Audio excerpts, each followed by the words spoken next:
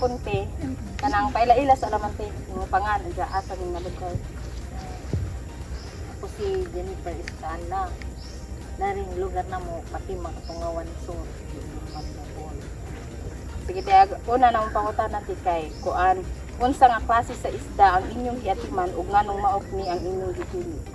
Silap yan lang, kaya mo na may madali makuha ang similya danho. Doon. Among ikaduhang pangutan natin giunsa ninyo pagsugod ang pag-atiman og isda ug unsa nga mga materyales o gamit ang inyong gigamit. Like for example kay kanang pan, tangki, feeds or uban pa. Ano? Paggawa day. Ano laman ni, kanang gihabuan na mo ang lapok, kinahinay, kay ano man ni, mga basak man ni sila.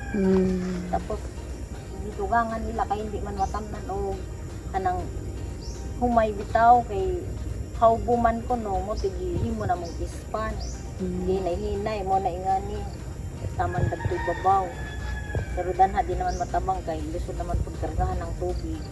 Kaya ang tubig gikan dani, dito managikan sa tubig nga gamiton namo bitaw sa balay.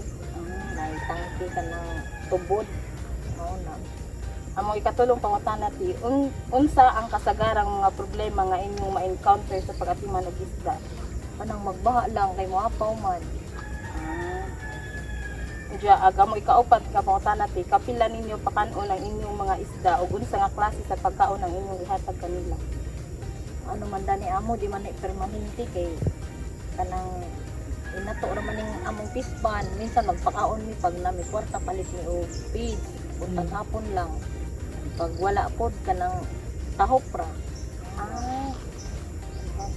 Among last question te, unsa nga mga benepisyo ang inyong makuha sa pag-atiman og isda?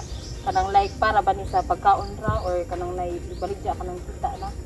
Or parehas? Pagkaon pod lang ya, baligya pod namo pang konsumo sa mga bata ng eskwela pag wala na ilain mga kuhaan, manguha niya ni tapos ibaligya, ginagmay ra man pod.